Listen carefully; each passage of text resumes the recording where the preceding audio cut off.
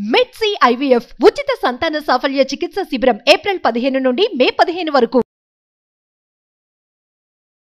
నమస్తే రమగారు. నమస్తే జయ. రమగారు, నోవెల్స్ ఉంటాయి కదా, అవి చదువుతారు కదా, వాటిలో మంచివి, చదవదగ్గవి, వినదగ్గవి, అందరం కుటుంబ సభ్యులంతా వినేలాగా పిల్లలకు కూడా చెప్పే లాంటివి ఏమన్నా చిన్నవి కొంచెం సింపుల్గా ఉండేవి ఏమైనా మీతో చెప్పించాలి అని నాకు అనిపించింది. అలాగే ఏమంటారు మీరు? మంచి ఆలోచనే. అంటే ఇప్పుడు మనం పెద్దవాళ్ళ కథలు కూడా చాలా చెప్పుకుంటాం. అయితే ఏంటంటే ఇదివరకటి పాతకాలపు భాష అందరూ చదవలేరు. అవును. అయితే ఇప్పుడు మనం చెప్పుకునే నావెల్స్ కథల్లో చాలా మటుకు చందమామలోవి, కథా సరిత్సాగరంలోవి, అట్లా రకరకాల చోటాల నుంచి చెప్పుకుంటాం. 70s చెప్పబడినటువంటి ఈ కథ ఒక అమ్మాయి నిశ్చితార్థం ఆగిపోతుంది. పెళ్ళి ఆగిపోతుంది నిశ్చితార్థంతో. ఆ అమ్మాయి తాలూకు భావాలు ఈ కథ. దాని సారాంశం మొత్తం కథ అంతా అమ్మాయి అరుణ, అమ్మాయి పేరు. ఈ అరుణ అనే అమ్మాయి రేడియో స్టేషన్లో పనిచేస్తుంది. వాళ్ళ నాన్నగారు స్కూల్ టీచరు. 4 ఆడపిల్లలు, 2 మగపిల్లలు వాళ్ళు. అమ్మాయి తర్వాత 2 చెల్లెళ్ళు, తర్వాత 2 తమ్ముళ్ళు, ఆఖరణ చిన్నపిల్ల ఆ చెల్లెలు. పెద్ద అమ్మాయి 22 ఏళ్ళ అమ్మాయి. ఈ అరుణకి 22 ఇయర్స్. ఎంఏ ఇంగ్లీష్ చదువుకుంటుంది. ఇంక చదువు ఇట్లా కాలేజీ చదువు అవ్వగానే మద్రాసులో ఈ కథ అంతా జరిగింది. చదువు అవ్వగానే తనకి రేడియో స్టేషన్లో ఉద్యోగం వస్తుంది. రేడియోలో ఆ రేడియో ప్రోగ్రామింగ్ అవన్నీ కూడా రాస్తారు. ఆవిడకి తెలుసు, బహుశా మాలతి గారికి ఆ విషయాలు బాగా తెలుసు. స్పూల్స్ మిస్ అవ్వటము, అవి సరిగ్గా రికార్డింగ్ చేయించటము, గెస్ట్ని తీసుకెళ్ళటం, గెస్ట్ టాక్స్ వాటి మీద కూడా రాస్తారు. చక్కగా ఉంటుంది భాష, హైరాన్ ఉండదు. అక్కడక్కడ కొంచెం ఇంగ్లీష్ పదాలు కనపడుతూ ఉంటాయి, అంటే తెలుగులో రాయబడినవే కానీ. అయితే ఈ అమ్మాయి ఒకరోజు ఆఫీస్ నుంచి ఇంటికి వస్తుంది. రాగానే వాళ్ళ అమ్మ నాన్న సిద్ధంగా ఉంటారు. తండ్రితో కలిపి అమ్మాయిని ఒక చోటకి పంపిస్తారు. ఏంటంటే ఈ అమ్మాయి దూరదర్శన్లో ఒక ప్రోగ్రాంలో కనపడింది, అరుణ. ఆ కనపడిన ఈ అరుణను చూసి ఒక ఆవిడ, ఒక జడ్జి గారి భార్య, తన మనవడికి చేసుకుంటానని కబురు చేసింది. అప్పట్లో ఇలా పెళ్ళిళ్ళు అయ్యేవి, మధ్యవర్తుల ద్వారా కబుర్లు వచ్చేవి. పెళ్ళిళ్ళ పేరు వచ్చి ఫలానా జడ్జి గారు, సుందర్రావు గారు, సుందర్ రాజారావు గారు, బహుశా ఆయన పేరు రాజారావు గారు, ఆవిడ పేరు సుందరమ్మ గారు.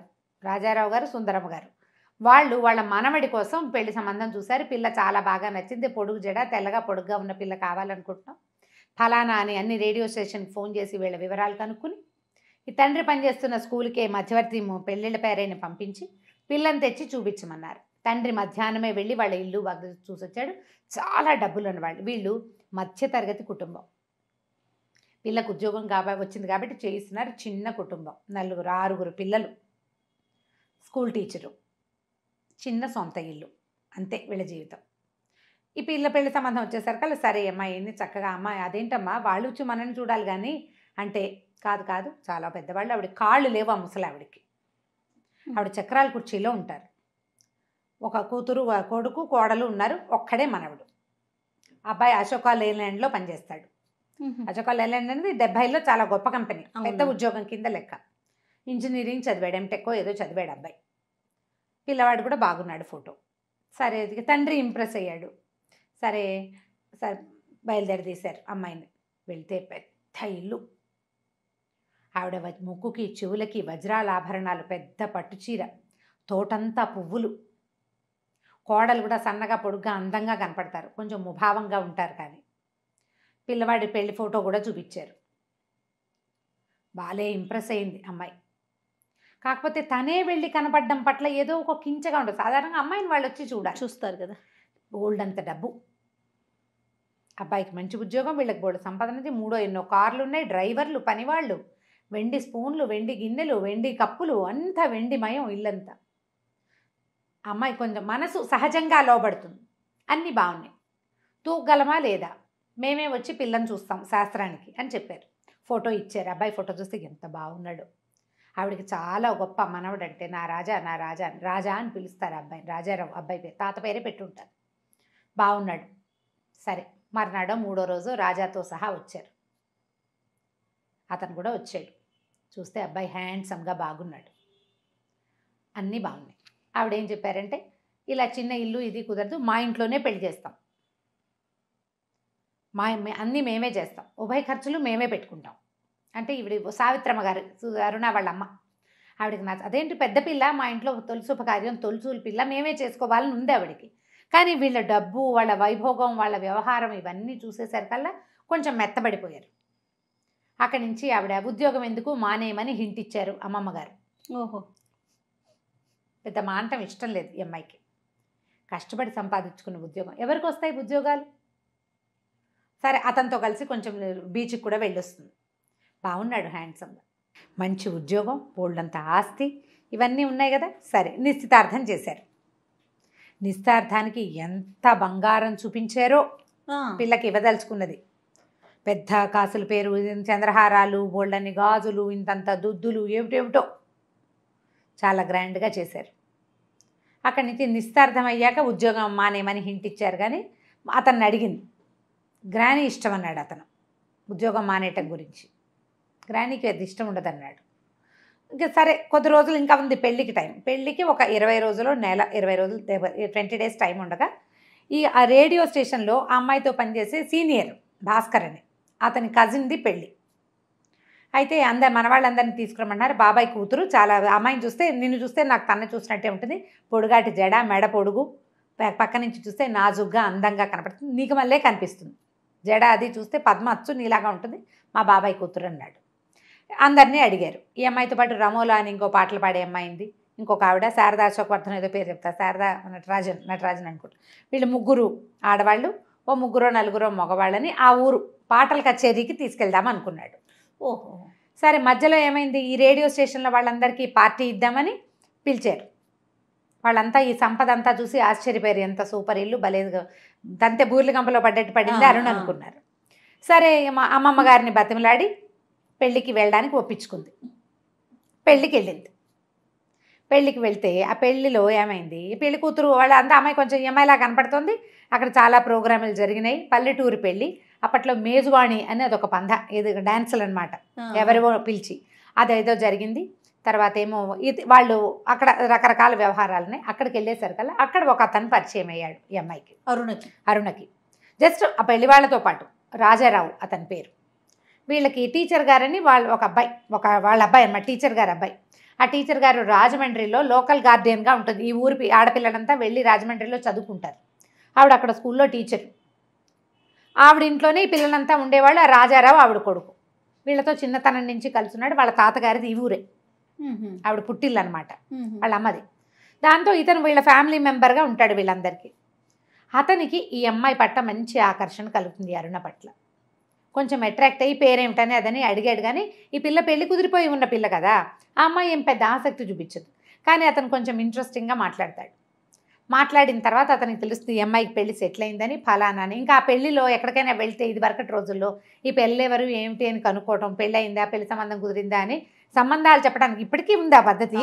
ఇప్పుడు కొంచెం ఈ పెళ్ళిళ్ళు చెప్పే మార్గాలు మానేశాం కాబట్టి తగ్గింది. కానీ మా పెళ్ళిళ్ళ నాడు కూడా అలాగే ఉండేది. ఎవరి పెళ్ళికైనా వెళ్తే పిల్ల బాగుంటే, లేదా పిల్లాడు హ్యాండ్సమ్గా ఉంటే ఎవరు ఏమిటి వివరాలు కనుక్కోవడం, మా వాళ్ళ అమ్మాయిది, మా వాళ్ళ అబ్బాయి ఉన్నాడని చెప్పడం. ఈ సందర్భంలో సరే ఏమైంది, మర్నాడు వీళ్ళందరూ ఇక్కడ ఏవో బోల్డ్ ప్రోగ్రాంలు ఉన్నాయి, మిమ్మల్ని ఎక్కడికో తీసుకెళ్తాను, బయటికి తీసుకెళ్తానని ఈ మొత్తం రేడియో గ్రూప్ని ఆ రాజారావే వెంట పెట్టుకుని ర్యాలీ అవి చూపిస్తాడు. ఆ సందర్భంలో ఈ అమ్మాయి ఈ ఫలానా వాళ్ళకి కాబోయే కోడలని తెలుసుకుని అతను అడుగుతాడనమాట. వాడు ఎలా ఉన్నాడు, రాజా ఎలా ఉన్నాడు, ఇప్పుడైనా గ్రానీ అనడం మానేశాడా, మీకు ఎలా తెలుసు అంటే తెలుసు అంటాడు. అతనికి బాగా ఆకర్షణీయంగా ఉంటుంది, అమ్మాయి నచ్చుతుంది. ఈ పిల్లకి అలాంటివి ఏం లేవు పాపం. సరే వీళ్ళని ట్రైన్ ఎక్కించడానికి పంపిస్తారు. ఈ మధ్యలో ఏమవుతుందంటే వసంతాలు ఆడతారు ఆ పెళ్ళిలో వసంతం ఆడడం హోలీ లాంటిది అనమాట. ఇప్పుడు మా వాళ్ళ ఇళ్లలో కూడా 1-2 చోట్ల మేము అది చూసాం. అయితే కొత్త వాళ్ళని ఎవరు ఉండరు, పెళ్లి వాళ్ళ వరకే వసంతాలు ఆడతారు. తెల్లటి బట్టలు కట్టుకుంటారు అందరూ, వసంతం హోలీ ఆడడం అనమాట, రంగులు చల్లుకోవటం. ఆ రంగులు చల్లే ప్రోగ్రాంలో ఈ అమ్మాయి వీళ్ళంతా కూడా పాల్గొంటారు. సరదాగా రంగులు బుక్కాలు చల్లుకోవటం, రంగులు చల్లుకోవటం, వసంతం నీళ్లు చల్లటం, చెంబెడి నీళ్లు దిమ్మరించడం, పసుపు నీళ్లు, ఎరుపు నీళ్లు, ఈ కథ అంతా నడుస్తుంది.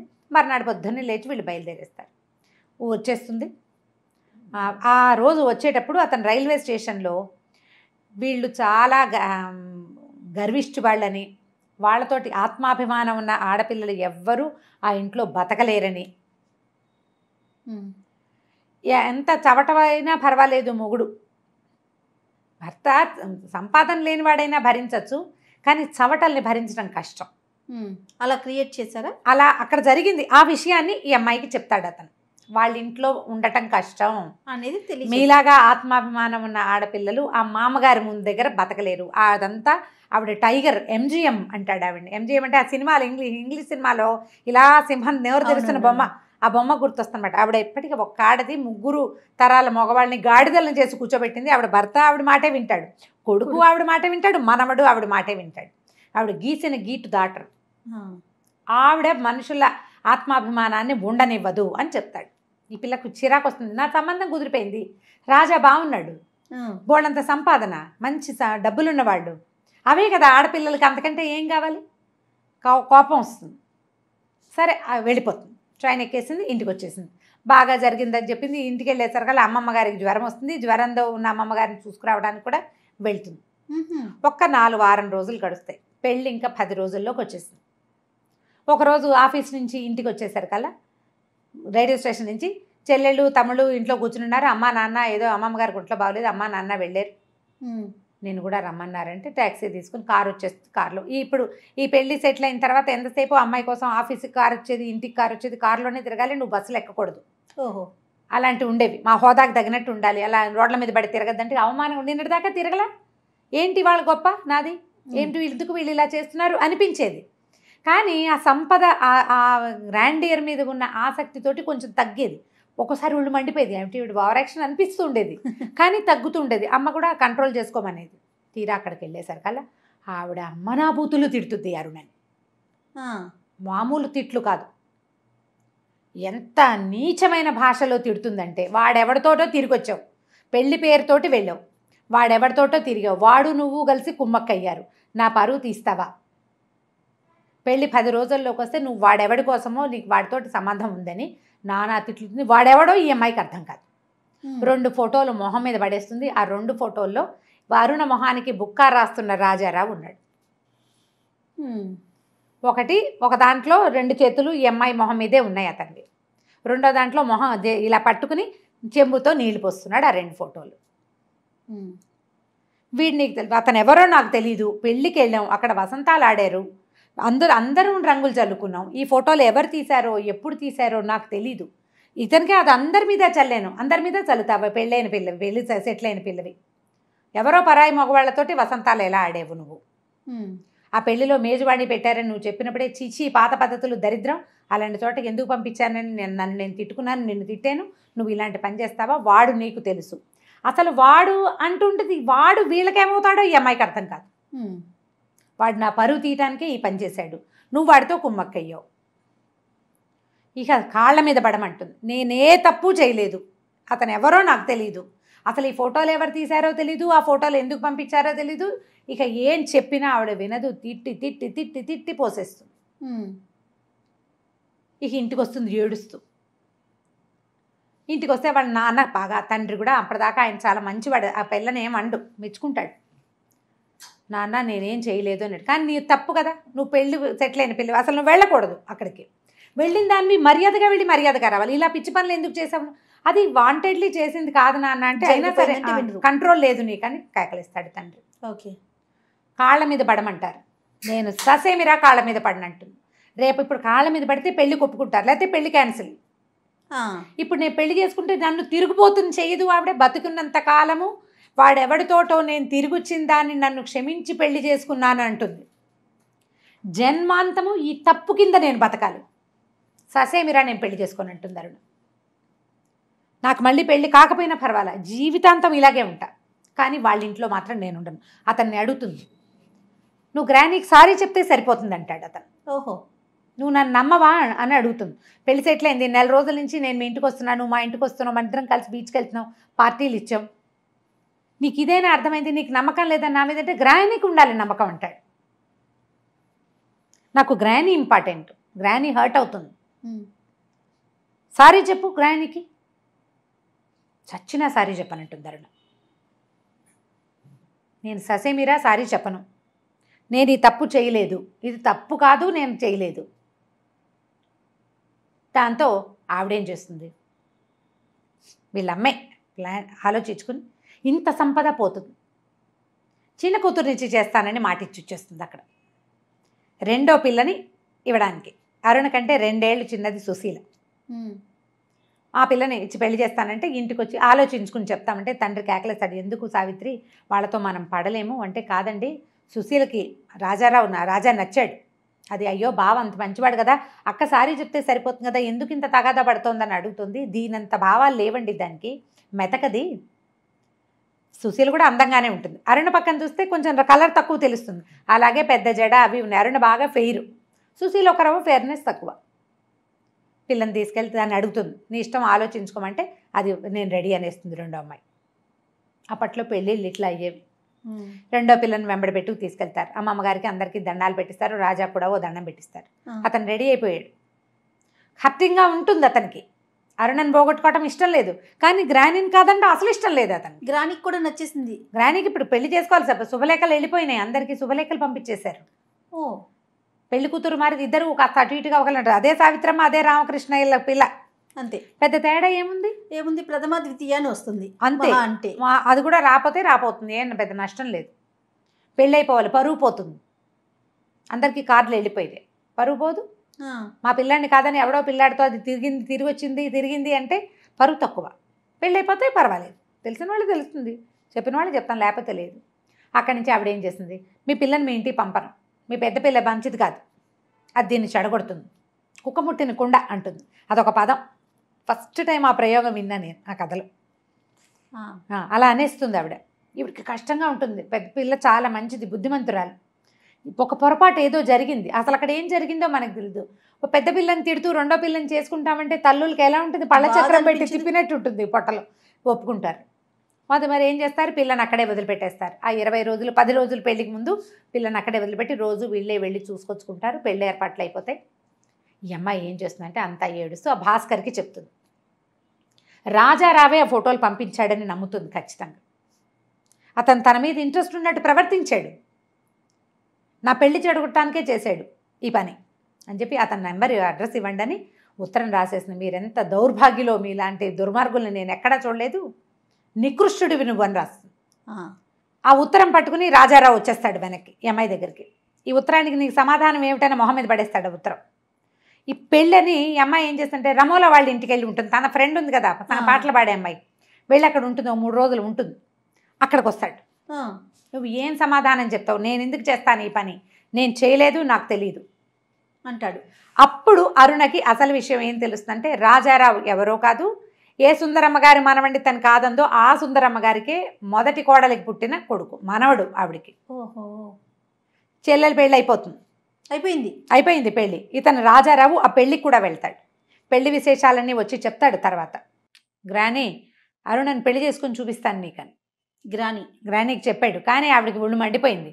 వీడేమో తన మాట విననివాడు. ఆ అమ్మాయి తనని ధిక్కరించింది, సారీ చెప్పండి ససేమిరా చెప్పననేసింది. అలాంటి పొగరబోతూ మళ్ళీ తనింటికే రావటం ఆవిడికి ఇష్టం. తనింటికి రాకపోయినా తన మనవడి పెళ్ళని తనింటి పేరు మీదే ఉంటుంది. ఆ అమ్మాయికి అంత మంచి సంబంధం రావటం ఆవిడికి ఇష్టం లేదు. దిక్కుమాలిపోవాలి ఆ పిల్ల, నన్ను కాదన్న వాళ్ళు ఇక పైకి రాకూడదు, ఆవిడ మనస్తత్వం అది. అక్కడి నుంచి ఏమైంది, రోజులు గడిచినాయి. కొంతకాలానికి ఈవిడికి ముసలావిడికి ముందు నుంచి ఏంటంటే ఈ పిల్లని పెళ్లి చేసుకుని గంపెడు పిల్లల్ని కనిపించాలని ఆవిడ కోరిక. మా మనవడు ఒకడే ఉన్నాడు, మనవడికి బోళ్ళంత మంది పిల్లలు కావాలని. ఈ సుశీల కాస్త కడుపుతూ ఉంటుంది. అరుణ ఒంటరిగానే ఉంటుంది, పెళ్లి సంబంధాలు చూడలేకపోతాడు తండ్రి. కానీ రాజారావు మాత్రం కంటిన్యూస్గా ప్రపోజ్ చేస్తాడు, ఆమెతో హలో అంటుంటాడు. అతని మాట తీరు అవన్నీ అమ్మాయికి నచ్చుతాయి. ఆనాడేమి ఇంట్రెస్ట్ లేదు, జస్ట్ క్యాజువల్గా మాట్లాడింది. క్రమంగా మనసు కొద్దిగా అతని వైపుకి తిరగటం మొదలు పెడుతుంది. కానీ లోపల ఆ ఉత్తరం అతనే రాశాడు, ఆ ఫోటోలు అతనే పంపాడన్న అనుమానం మాత్రం అమ్మాయికి పూర్తిగా పోదు, 1% ఉంటుంది. కానీ అతని మాట తీరు అతని వ్యవహారము చూసి అతను ఆ పని చేసేసి ఉంటాడని అనిపించట్లా. వాళ్ళ కోపంలో ఆయన రాసింది. కానీ అయితే ఏమైంది, అలాగే మెల్లిగా ఉద్యోగం చేస్తూ ఉండేది. ప్రతి వాళ్ళు ఇంత మంచి సంబంధం వదిలిపెట్టుకున్నందుకు చాలా కొంచెం తక్కువ చేసే మాట్లాడేవారు. ఓకే, పెళ్లి చెడగొట్టుకున్న పిల్లని ఎవరు గౌరవిస్తారు? రోజులు గడుస్తున్నాయి. ఈ లోపల అమ్మాయి కడుపుతో ఉంది కదా. అయితే ఇతను రాజారావు మళ్ళీ ప్రపోజ్ చేశాడు. ఈ మన సందట్లో ఏమవుతుందంటే ఒకసారి ఆ సుశీల వాళ్ళ అత్తగారు, అంటే తప్పిపోయిన అత్తగారు ఈ అమ్మాయికి ఒక సినిమా హాల్ దగ్గర కనపడుతుంది. ఆవిడ చెప్తుందనమాట, వాళ్ళ పెళ్ళి తప్పిపోయిన రోజున అత్తగారి మొహంలో నవ్వు కనపడుతుంది ఈ పిల్లకి, అరుణకి. తన కొడుకు పెళ్లి తప్పిపోతే ఆవిడ సంతోషంగా ఉన్నది ఎందుకో అర్థం కాదు. ఆవిడేం చెప్తుంటే మా అత్తగారిని కాదనే ప్రాణి ఒకటి ప్రపంచంలో ఉందని తెలుసుకుని సంతోషంగా ఉంది నాకు. ఆవిడది సరైన పెంపకం కాదు, సరైన ధోరణి కాదు, పెద్ద కోడల్ని రాచి రంపాన పెట్టారు. వాళ్ళ నాన్న చచ్చిపోయే పరిస్థితిలో ఉంటే అక్కడికి పంపలేదు. మా వాళ్ళు రెండో పెళ్లి చేసుకున్నారు, ఆవిడని వదిలిపెట్టేశారు. రెండో పెళ్లి ఇప్పుడు నన్నేమో మా వాళ్ళు బోళంతమంది పిల్లలు, నేనేమో పెద్ద పిల్లని, నేను అందంగా ఉన్నాను కాబట్టి నన్ను చేసుకున్నారు. మా వాళ్ళకి నా డబ్బు అవసరం, అందుకని పెళ్లి చేసుకుంటే ఆవిడ నన్ను ఏమీ ఫ్రీగా ఉండనివ్వలేదు. ఎప్పుడు మా వాళ్ళని నన్ను చిన్నబుచ్చి నానాహింస పెట్టేది. ఈ రాజాని పిల్లాడిని విపరీతంగా ముద్దు చేసి నా దగ్గరికి రానిచ్చేది కాదు. పిల్లవాడు పుట్టంగానే వెట్ నర్స్ని పెట్టారు, పాలిచ్చే దాదిని పెట్టారు. నాకు చిన్నతనం సినిమా కొత్తగా ఏర్పడి వచ్చిన డబ్బుతోటి నేను హాయిగా తిరగటము, సినిమాలకు వెళ్ళటం, భర్తతో కులసగా తిరగటం తప్ప నా బిడ్డ నాకు సెపరేట్ అయిపోతున్నాడని నేను ఆనాడు తెలుసుకోలేదు. వాడికి 4 ఏళ్ళు వచ్చాక నాకు ఇంకో పిల్ల పుట్టింది, 3 ఏళ్ళు నిండాక. చంటి పిల్లతో నాకు తెలిసింది నా పిల్ల అనుబంధం. ఆవిడకి ఆడపిల్లలు లెక్కలేదు, మగ పిల్లాడే లెక్క. 6 ఏళ్ల పిల్లాడికి కర్రగేటు మేడ మీద అవసరం లేదు, చంటి పిల్లకి కావాలి. పిల్లని తీసుకుని నేను బయటికి వెళ్ళాను, వాడు బంతి విసిరేస్తూ ఆ బంతి కోసం అని కిందకు వచ్చాడు. వాడి వెనకాల పడిపోయింది వాళ్ళ నాయనమ్మ. ఆవిడ కాళ్ళు విరిగిపోయినాయి, మంచం నుంచి కదలలేకుండా అయిపోయింది. నా వల్లే ఆవిడ కాళ్ళు విరిగినాయని, నీ కాళ్ళు విరిగినాయి మీ అమ్మకి ఇష్టమేనని నా కొడుకు నా నుంచి చెడగొట్టేసింది ఆవిడే. సవితి కొడుకైనా రాజారావు అంటేనే నాకు ఇష్టం. వాడు నిజాలు సరైనవి ఆలోచించి మాట్లాడేవాడు. నా కొడుకు తెలివి తక్కువవాడు, వాడికి తెలియదు ప్రపంచం. ఆవిడ తెలుసుకోనివ్వలేదు. మీ అమ్మకి నీకంటే చెల్లెలంటేనే ప్రాణం అని నేర్పించింది. 4 ఏళ్ళు వచ్చేసరికి పిల్ల డిఫ్తీరియా వచ్చిపోయింది కూతురు. అయ్యో, ఆ దుఃఖంతో పిచ్చెక్కిపోయాను నేను. అయితే మా అత్తగారికి శాస్తి చేయాలనిపించింది నాకు. అందుకని కొద్ది రోజులు బెంగళూరు అవి తిరగడానికి వెళ్ళినప్పుడు మా వారికి ఆపరేషన్ చేయించేశాను. నాకు ఇంకా పిల్లలు పుట్టరని తెలిస్తే ఆవిడ మా ఆయనకి 3వ పెళ్లి చేస్తుంది. 2వ పెళ్లి చేయాల, అలాగే 3వ పెళ్లి చేస్తుంది. ఇంకా ఆయనకే పిల్లలు పుట్టనివ్వకుండా చేస్తే మాయరోగం వదులుతుందని మా వారికి ఆపరేషన్ చేయించేశానని చెప్తుంది. ఇలాగే చేశాను, మరి ఇంకా నాకు వేరే దారి లేదు. నా పిల్లాడు నా నుంచి సెపరేట్ అయిపోయాడు. జాగ్రత్తగా పెంచుకున్న పిల్లేమో చచ్చిపోయింది పాపం చింటి పిల్ల. దాంతో ఆ ఒంటరితనం నేనేం చేస్తా, సినిమాలకు తిరుగుతూ ఉంటాను. ఇంట్లో ఉన్నా నా పిల్లాడు నాతోటి ఉండాడు స్నేహంగా. అమ్మ నాన్న కంటే వాడికి గ్రానీయే ఇంపార్టెంట్. ఇప్పుడు నీ చెల్లెలు కూడా ఆవిడ ఏవేవో నూరిపోస్తుంది. ఏంటంటే రాజాకి అమ్మాయి మీ అక్కంటే ఆకర్షణ ఉంది, మీ అక్క తిరుగుబోతూ రాజారావుని వల్ల వేసుకుంది, వీడు కూడా వల్ల వేసుకుంటుందని నేర్పిస్తోంది మీ చెల్లెలకి. చూసుకో జాగ్రత్తగా. చెల్లెలకి రకరకాల అనుమానాలు, ఎందుకంటే అక్క తనకంటే తెల్లగా ఉంటుందని ఫీలింగ్ ఉంటుంది దానికి. సుశీల్ క్యారెక్టర్ మాట్లాడినట్టే కనపడదు కథలో, జస్ట్ ఫీలింగ్స్ కనపడతాయి అంతే, కొన్ని వాక్యాలే కనిపిస్తాయి, అందుకంటే ఏం కనిపించదు కథలో. తర్వాత సరే, ఇంతలో ఏమైంది, అమ్మాయి ప్రెగ్నెన్సీ. మరి రాజారావు మళ్ళీ వచ్చి పెళ్లి ప్రపోజ్ చేశాడు. పెళ్లికి ఒప్పుకుంది అరుణ. ఒప్పుకున్న తర్వాత అతను ఏమంటాడు, నువ్వు ఉద్యోగం మానక్కర్లేదు, నువ్వు మద్రాసులోనే ఉండు, నేనే వస్తూ వెళ్తూ ఉంటా. మానేస్తాను ఉంటుంది. నువ్వు మానేక్కర్ల, నువ్వు సరిగ్గా వినలా, నువ్వు ఉద్యోగం మానద్దు. మన ఇద్దరి మధ్య ఆ ఫోటోలు ఉండిపోయినాయి. ఆ ఫోటోలు ఎవరు పంపించారో తేలే వరకు నీకు నాకు కాపురం లేదు, నేను నిన్ను తీసుకెళ్ళను. పెళ్లి మాత్రం చేసుకుంటాను, పెళ్లి చేసేసుకుందాం, నీకు కూడా అవమానం లేకుండా ఉంటుంది, పెళ్ళి అయిపోయిందన్న పేరు ఉంటుంది. నా వల్ల నీ పెళ్లి చెడిపోయిందన్న కించే నాకు ఉండదు. అది తేలేదాకా ఎప్పుడైనా కాస్త కోపం వచ్చింది అనుకో, నేను నికృష్టుని, నేను దౌర్భాగ్యం, నేను గుర్తొస్తుంది నీకు, నన్ను అంటావు నువ్వు, నేను ఆ మాట పడ్డానికి సిద్ధంగా లేను. అది తేలేదాకా మన మధ్య సంసారము, కాపురము, జీవితము లేదు. మన ఇద్దరం వైఫ్ అండ్ హస్బెండ్గా ఉంటాం, ఫ్రెండ్స్గా ఉందాం. అతనికి ఆ అమ్మాయి విపరీతంగా నచ్చింది. ఆ అమ్మాయి కూడా అతని వైపు అట్రాక్ట్ అవుతుంది, అరుణ కూడా. కానీ ఈ గ్యాప్ని అమ్మాయి దాన్ని ఎట్లా సరి చేసుకోవాలో అమ్మాయికి అర్థం కాదు. ఎంత ద్వివిధలో పడుతుందో పాపం, ఏం చెయ్యాలో తెలియదు. సరే, తండ్రికి వచ్చి మాట్లాడాడు, తండ్రి ఒప్పుకున్నాడు, పెళ్లి సెటిల్ అయిపోయింది. చక్కగా అన్ని చీరలు కొనిపెట్టాడు. వాళ్ళ అమ్మగారు బోల్డ్ బంగారం పంపిస్తే బంగారం అంతా తీసుకొచ్చి చూపించాడు. పెద్ద గొలుసు, పెద్ద పెద్ద దుద్దులు, 8 జతలు 8 జతల గాజులు, బోల్డ్ బంగారం. సరే, ఇంట్లోనే పెద్దమ్మాయి పెళ్ళి ఇంట్లో చేయాలని సరదా పడింది వాళ్ళమ్మ. ఇలా సింపుల్గా, మా అమ్మ రాదండి, మా అమ్మ ఎక్కడికి రాదు, ఆవిడ ఊరుదులు పెట్టారు అన్ని రాదు, హైదరాబాద్ మద్రాసు అసలు రాదు మా అమ్మ, నేమే పెళ్ళయ్యాక వెళ్తామన్నాడు. మరి నాయనమ్మ ఉందిగా, నాయనమ్మ ఉంది, నాన్నున్నాడు, తమ్ముడున్నాడు, పిన్నుంది, తాత ఉన్నారు. వాళ్ళ ఇంటి మొదటి పిల్లవాడు వీడు, ఈ అబ్బాయి, ఈ రాజారావు. వాళ్ళంతా వచ్చారు పెళ్ళి. తాతగారు ఉన్నారా? తాత మా అమ్మ ఇద్దరు ఉన్నారు. ఆయన కూడా ఆవిడ చెప్పిన మాట, ఆవిడన్న మాటే, వద్దు సుందరం ఇది తప్పని భార్యకి చెప్పలే ఆయన. ఆవిడే ఆ ఆస్తి ఆవిడది, ఆవిడ పుట్టింటిది. ఆవిడ తండ్రి ఆయనకి ఇంగ్లీషు హిందీ దొరసానని పెట్టి ఇంగ్లీష్ చెప్పించాడు. ఇంగ్లీష్ మాట్లాడుతుంది ముసలావిడ. జడ్జి గారు ఒక అబ్బాయిని ఇచ్చి పెళ్లి చేసి ఆ పిల్లాన్ని లాయర్ చదివించి జడ్జి చేయించారు. ఆయనకు పుట్టిన కొడుకు ఆనందరావు గారు. ఆయన కొడుకులు ఈ రాజా అండ్ రాజారావు. ఆనందం గారు ఆయన పేరు.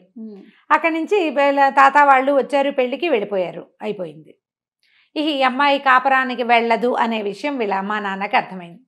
కావాలని చేసుకున్నావు కదా, మొగుడితో ఎందుకు వెళ్ళవు అంటారు వాళ్ళు. ఈ ఉద్యోగం పిచ్చేమిటంటారు. ఇక్కడేం ఆకర్షణలు ఉన్నాయో అంటుంది ముసలావిడ. తన మనవడికి వలేస్తోంది ఇంకా అని మనవరాలికి హింటిస్తుంది. ఈ మద్రాసులో ఏవో ఆకర్షణలు ఉన్నాయి, అందుకే వెళ్ళాలి ఆ కాపురానికి. అదే కదా చెప్పుకుంటారు. ఎంత లైవ్లీగా ఉంటుందంటే ఆ సంభాషణ, ఆ కథ నడిపే తీరు. నిజంగా జీవితాలు మన పక్కనే జరుగుతుంది, మన ఇంట్లోనే ఈ కథ జరుగుతున్నట్టుగా అనిపిస్తుంది. అంత లైవ్లీగా ఉంటుంది. ఎక్కడ కృతకము డ్రామాటిక్గా ఏది ఉండదు, అంత బాగా నడిపిస్తారు. అక్కడి నుంచి సరే ముందు రాజమండ్రి తీసుకెళ్తాడు వాళ్ళ అమ్మ దగ్గరికి. ఆవిడ దగ్గర ఒక 2-3 రోజులు ఉంటారు. ఒక ఆవిడ కొత్త దంపతులు కదా అని ఒక గది కేటాయిస్తే అందులో ఉన్న మడత మంచం వేసుకుని పడుకుంటుంది. అమ్మాయి క్లోజ్గా అయ్యే అవకాశాన్ని అతను ఇవ్వడు అసలు. బెంగళూరు అవి తిరగడానికి వెళ్తారు. అక్కడ కూడా అతను సెపరేషనే మెయింటైన్ చేస్తాడు, కానీ ఈ అమ్మాయితోటి క్లోజ్ కాడు. కోపం వచ్చేస్తుంటుంది, ఒళ్ళు మండిపోతుంది. ఇప్పుడు అమ్మాయి చాలా చక్కగా అందంగా బొమ్మలా ఉంది, వాడికి ముందు నుంచి ఈ అమ్మాయికి అట్రాక్షన్ ఉంది, తనతో క్లోజ్ అవుతాడు అనుకుంటుంది. ఆహా, ఆ ఉత్తరం పేరెత్తుతాడు. ఎప్పుడో రేపమన్నాడు, నువ్వు నన్ను దౌర్భాగ్యుడు అనుకుంటే నేనేం చేయాలి మరి? సరే ఇంకేం చేస్తారు, తల్లి తండ్రి ఎవ్వరికీ ఈ అమ్మాయి పద్ధతి నచ్చదు. అమ్మాయిదేం లేదు, అంతా అతనిదే ఉంది, కానీ చెప్పడు అతను. అరుణ మా అన్నందండి అని చెప్పేస్తాడు. ఆఖరికి ఎంతో ప్రేమగా ఉండే ఆ భాస్కర్ ఆఫీస్లో ఉండే వాళ్ళు కూడా వాళ్ళకి రాజారావు చాలా మంచివాడు, నీకే బుద్ధి లేదంటారు. తను రాసిన ఒక్క ఉత్తరం ఇట్లా అమ్మాయి నెత్తి మీదకి ఉంటుంది. సరే కొన్నాళ్ళకి చెల్లెలకో కొడుకు పుడతాడు, పిల్లవాడు పుడతాడు. ఆవిడ కనపడతారు లక్ష్మీదేవి గారు, మళ్ళీ అత్తగారు కూతురు చెల్లెలు అత్తగారు. ఆవిడ మాట్లాడతారు. ఆవిడకి ఏమవుతుందంటే పాపం వాళ్ళ తమ్ముడిని బాగా చూసుకుంటుంది. ఇక కొడుకు మీద ఆశ లేదు కదా.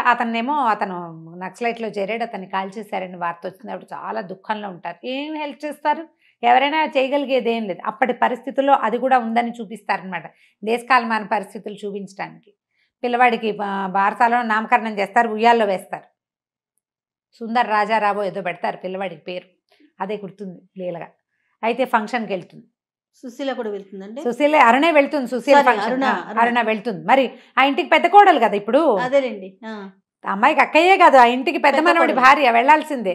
వెళ్తుంది, ఏదో పిల్లాడికి పాట పాడుతుంది. నేను వెళ్ళలేదండి అని చెప్పగానే చెల్లెలు ఆగి వింటూ ఉంటుంది ఆ మాట. దాని మనసులో ఏం ఉద్దేశాలు కలుగుతాయో ఈవిడికి అర్థం కాదు. ఇలా కొన్ని రోజులు గడిచాక ఒక విరక్తి పుట్టేస్తుంది అరుణకి. నేను ఎవ్వరికీ పనికి రాకుండా, మా అమ్మా నాన్నకి నా మొహం గిట్టదు, చెల్లెలకి నా మీద అనుమానం. ఆ ముసలావిడ చుట్టాల పక్కల్లో అందరిలో నేను కుక్కముట్టనుకుంటానని ఏవో పిచ్చివాగులు వాగి ప్రచారం చేస్తుంది. అత్తగారు అంటి ముట్టినట్టు ఉంటారు. భర్త తన దగ్గరికి రానివ్వడు. ఆఫీస్కి వెళ్తే ఆఫీస్లో వాళ్ళు కాపురం లేకుండా ఇలా తిరుగుతోంది. ఆ పెళ్ళేమో చెడగొట్టుకుంది, చేసుకున్న పెళ్ళేమో నిలబెట్టుకోవట్లేదు. ఈ ప్రెషర్కి తట్టుకోలేకపోతుంది. ఉత్తర దేశ యాత్రలకి వెళ్ళిపోవడానికి రెడీ అవుతుంది చిన్మయ మెషిన్ వాళ్ళ ద్వారా. ఓకే, కొంతమంది వెళ్తున్నారు, వాళ్ళతో పాటు తను కూడా వెళ్ళటానికి అన్ని ఏర్పాట్లు చేసేసుకుని టికెట్ బుక్ అయిపోయాక అప్పుడు చెప్తుంది తండ్రికి. తల్లిదండ్రి నెత్తి నూరు కొట్టారు, తీర్థయాత్రలకు వెళ్తాం ఏమిటి, మొగుడుతో వెళ్ళాలి, కొత్తగా పెళ్ళైన పిల్లవి హాయిగా ఉండాల్సిన జీవితం, ఉత్తర దేశ యాత్రలకి సన్యాసులతో కలిసి వెళ్ళటం ఏమిటంటారు. ఏమైనా సరే వాళ్ళ అమ్మ తిడుతుంది. ఆవిడ నిన్నేదో అంటోంది, నువ్వు ఆ మాటలను నిజం చేసేలాగా ఉన్నావు, అసలు ఎవరితో వెళ్తున్నావు నువ్వు. వాళ్ళ అమ్మకి ఏం డౌట్ వస్తుంది, నిజంగానే తన పిల్ల ప్రవర్తనలో ఏదైనా తేడా ఉందేమో అనిపించేస్తుంది. బుద్ధిమంతురాలు అనుకుంటే ఇట్లా చేసావేంటంటే తండ్రిని పట్టుకుని ఏడుస్తుంది. నేను ఉండలేను, నాకు మనసు బాగుండలేదంటే. ఇలా బొగిలి ఏడిచే పిల్లని ఏమనాలో అర్థం కాదు ఆయనకి. బుద్ధిమంతురాలు మామూలుగా ఏం చెప్పలేకపోతుందో ఆయనకు అర్థం కాదు. అక్కడి నుంచి బయలుదేరి వెళ్ళిపోతుంది, ట్రైన్ ఎక్కేస్తుంది. ఢిల్లీ వెళ్ళేసరికి అమ్మాయికి జ్వరం వచ్చేస్తుంది. అరుణ బాగా ఫీవర్ వచ్చేస్తుంది. ముందుకి ఫర్దర్గా జర్నీ చేయలేరు. అయితే ఈ వచ్చిన వాళ్ళలో చిన్మయ మెషిన్కి సంబంధించిన ఒక బ్రహ్మచారి, ఒక స్వామీజీ ఉంటారు. ఆయన ఈ అమ్మాయి కేర్ టేకింగ్ చేస్తారు. కేర్ టేక్ చేసి ఆ చోట ఎక్కడో పెడతారు. వాళ్ళవి చిన్మయ వాళ్ళవే హాల్స్ బోర్డులను ఉన్నాయి కదా ఆశ్రమాలు, అక్కడ ఆగిపోతుంది అనమాట జ్వరంతో. ఆయన ఎంతో సేవ చేస్తారు. ఏం చెప్తారంటే నేను ఎవరిని మీకు అంటే ఎవరికి కాదు, ప్రపంచంలో సంబంధ బాంధవ్యాలు ఉండక్కర్లేదు, అంతా భగవత్ సృష్టి. నేను నీకు సహాయం చేస్తే నాకెవరో సహాయం చేస్తారు, భగవంతుడు నాకు మేలు చేస్తాడు, నీకు నాకు బాంధవ్యం అవసరం లేదమ్మా అని చెప్తే ఈ అమ్మాయికి స్వామీజీ ఆ మెషిన్లో చేరిపోవాలనిపించేస్తుంది. ఇంకెందుకు, జీవితం ఏముంది ఇక్కడ, ఏం లేదు, అన్ని బాంధవ్యాలు ఏమీ విలువలేనట్టుగానే ఉన్నాయి. అక్కడే ఉంటుంది కొద్ది రోజులు, ఒక 3-4 రోజుల పాటు ఉండిపోతుంది. అయితే ఏమవుతుంది, ఇంతలో ఒక పూట ఎవరో అడుగుతుంటారు, మిసెస్ అరుణా రాజారావు రేడియోలో పనిచేస్తున్నారు, ఆవిడ ఇక్కడ ఉన్నారా అని అడుగుతుంది. భర్త గొంతు వినపడుతుంది. తీరా చూస్తే తను పరిగెత్తుకొచ్చేస్తాడు.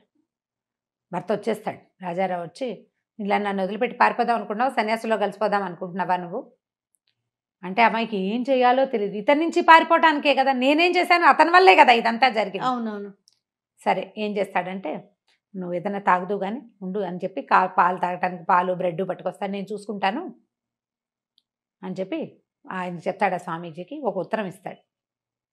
ఈ ఉత్తరం చదువు, నేను ఇప్పుడే మనకి ఫ్లైట్కి టికెట్ అరేంజ్ చేసి వస్తాను, నీ టికెట్ మీద వేరే వాళ్ళని ఎవరైనా తీసుకెళ్ళేందుకు అరేంజ్ చేసేస్తానని చెప్పి వెళ్తాడు. ఈ ఉత్తరం తీస్తుంది అమ్మాయి. ఆ ఉత్తరంలో ఒక రాయబడిన చేతి రాత విషయం చదువుతుంది అనమాట. వాళ్ళ అత్తగారు రాసింది అది, రాజారావు వాళ్ళ అమ్మగారు రాసిన ఉత్తరం. ఆవిడ ఏం రాస్తారంటే, ఆ ఉత్తరం చదువుతుంటే ఉంటుంది ఒక వ్యధ, ఒక వ్యక్తి అపరిమితమైన దుఃఖానికి లోనైన వాళ్ళు, వాళ్ళకి పగ తీర్చుకోవాలనిపించేస్తుంది ఏదో ఒక బలహీనమైన క్షణంలో. ఒక బలహీనమైన క్షణంలో నేను ఈ పని చేశాను, ఆ ఫోటోలు పంపింది నేను అని రాస్తారు. కోపం, ఉద్రేకం. నిన్ను ట్రైన్ ఎక్కించిన రోజు రాత్రి, అంటే ఆ పద్మ పెళ్లి నుంచి అరుణని ట్రైన్ ఎక్కించిన రోజు రాత్రి వాడి ఇంటికి వచ్చి చాలా ఫీల్ అయ్యాడు. నా కొడుకుని సూదంటు రాయిలాగా ఆకర్షించింది ఒక పిల్ల. ఆ పిల్లని మా అత్తగారు లాగేసుకుంది ముందే. నా కొడుక్కి జీవితం లేకుండా చేసింది, నాకు జీవితం లేదు. నేను భర్త పెళ్ళైనప్పుడు వీళ్ళకి బాగా డబ్బులు ఉన్నాయని, చాలా గొప్పవాళ్ళని, మా నాన్న ఒక్కతే పిల్లనని ఆస్తంతా అమ్మి బంగారం పెట్టి పెళ్లి చేశాడు. మా నాన్నకి తీవ్రమైన అనారోగ్యం. పిల్లవాడు పుట్టిన తర్వాత నన్ను పురిటికి కూడా పుట్టింటికి పంపల. వాడికి సంటి పిల్లాడప్పుడు మా నాన్న చచ్చిపోయేటట్టుగా ఉంటే పిల్లాడిని అట్టెపెట్టుకుని ఆవిడ తల్లిని పంపించేది. పాలు తాగే పిల్లాడు ఆవిడ దగ్గర ఉండిపోయాడు. పాలిచ్చే తల్లి పిల్లాడికి పాలు లేకపోతే ఎట్లా అనుకోలే. తర్వాత మా నాన్న పోయారు, నన్ను ఇంటికి రానివ్వల. పిల్లాడు చచ్చిపోయేందుకు సిద్ధంగా ఉన్న పసిబిడ్డని మాత్రం నాకు పంపించారు. అప్పుడు వచ్చి మా వారు నా దగ్గర 6 నెలలు ఉన్నారు. నా జీవితంలో, నా వైవాహిక జీవితంలో నేను సంతోషంగా ఉన్నది ఆ 6 నెలలే. 6 నెలల తర్వాత ఆవిడ చావు డ్రామా ఆడి నా భర్తను వెనక్కి పిలిపించేసుకున్నారు. ఇక విడాకులకి చాలా గోల్ చేశారు. పిల్లాడిని నా నుంచి లాక్కోవడానికి ఎంతో ప్రయత్నం చేశారు. ఏమైనా సరే పిల్లవాడిని మాత్రం నేను ఇవ్వనన్నాను. చివరికి నాకు విడాకులు ఇచ్చారు. నా పిల్లాడు నా దగ్గరే ఉండిపోయాడు.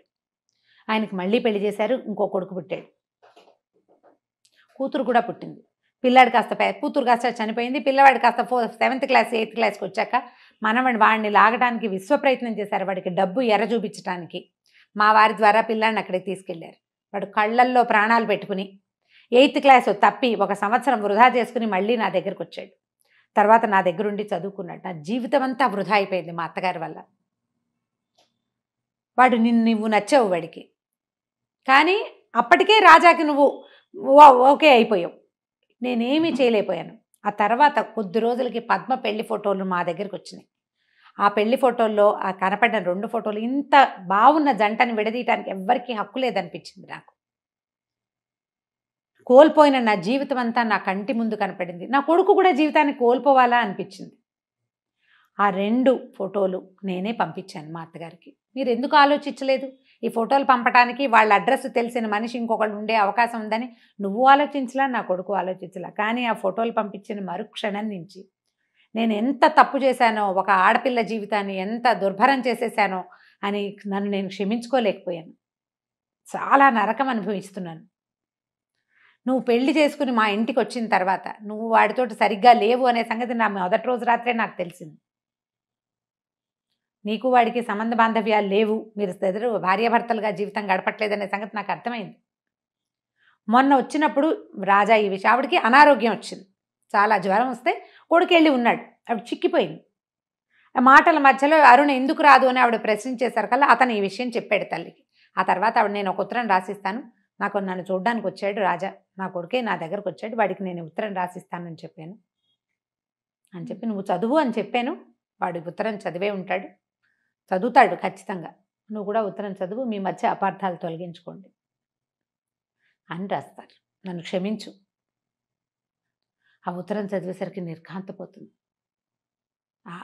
చాలా ఆశ్చర్యకరమైన విషయం. మరి భర్త వస్తాడు మళ్ళీ అతను వస్తాడు రాజారావు దగ్గరకు వచ్చేసరికి ఉత్తరం చదివారా అంటాను. చదివానంటాడు.